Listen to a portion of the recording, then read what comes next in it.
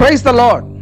வாழ்வை வளமாக்கும் தேவ வார்த்தை 1 யோவான் 4ஆம் அதிகாரம் 4ஆம் வசனம். பிள்ளைகளே, நீங்கள் தேவனால் உண்டாயிருந்து அவர்களை ஜெயித்தீர்கள். ஏனெனில் உலகத்தில் இருக்கிறவனிலும் உங்களில் இருக்கிறவர் பெரியவர். ஆமேன்.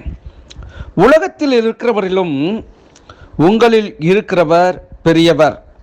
உங்களில் இருக்கிறவர் யார் என்று சொன்னால் கிறிஸ்துவின் ஆவியானவர். கிறிஸ்துவின் ஆவியானவர் அவர் நமக்குள்ளே வாசம் பண்ணுகிறார். அவர் நமக்குள்ளே அவர் இருக்கிறார். 1 யோவான் 3:24 அவருடைய கட்டளைகளை கைக்கொள்கிறவன் அவரில் நிலைத்திருக்கிறான், அவரும் அவனில் நிலைத்திருக்கிறார். அவர் நம்மில் நிலைத்திருக்கிறதை அவர் நமக்கு தந்தொருளின ஆவியினாலே அறிந்திருக்கிறோம். பிரியமானவர்களே, கிறிஸ்து அவர் நமக்குள் இருக்கிறார் என்பதை நாம் அறிந்திருக்க வேண்டும். அவர் பெரியவராய் இருக்கிறார், அவர் உன்னதராய் இருக்கிறார். அவர் உலக தோற்றத்துக்கு முன்பே அவர் நம்மை தெரிந்து கொண்டவராய் இருக்கிறார். அவர் சர்வ சிருஷ்டிகளையும் உண்டாக்கின தேவனாய் இருக்கிறார். அவருடைய புகழை பாட வேண்டும் என்று சொன்னால், அவருடைய புகழை சொல்ல வேண்டும் என்று சொன்னால் 1000 நாவுகள் போதாது. ஏனென்று சொன்னால் அப்படிப்பட்ட சர்வ வல்லமையுள்ள தேவன் அவர் நமக்குள்ளே இருக்கிறார் என்பது அதிக நிச்சயம். இந்த நாளிலே தேவன் உலகத்தில் இருக்கிறவனிலும், அப்படி என்றால் இந்த உலகமும் உலகத்தில் உள்ளவைகளும் தேவனால் உண்டானவைகள்தான்.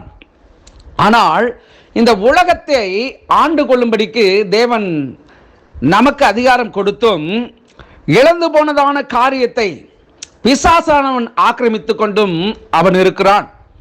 அதனால்தான் கிறிஸ்து இந்த உலகத்திலே வெளிப்பட்டார். மறுபடியும் அவர் நம்மை மீட்கும்படியாக, பாவ சாப ரோக அக்கினிகளிலிருந்து நம்மை விடுவிக்கும்படியாக, அவர் மறுபடியும் இந்த உலகத்தை ஜெயிக்கும்படியாக அவர் நம்மோட கூட இருக்கிறவராய் இருக்கிறார். நாம் அதனால் உலகத்தை ஜெயிப்போம். இந்த உலகத்தின் அதிபதி என்று ஒருவன் இருக்கிறான். இந்த உலகத்தின் அதிபதி அவன் பிசாசு. அவனை காட்டிலும் நம்முடைய தேவன் பெரியவர் என்று வேதம் பதிவிட்டிருக்கிறது.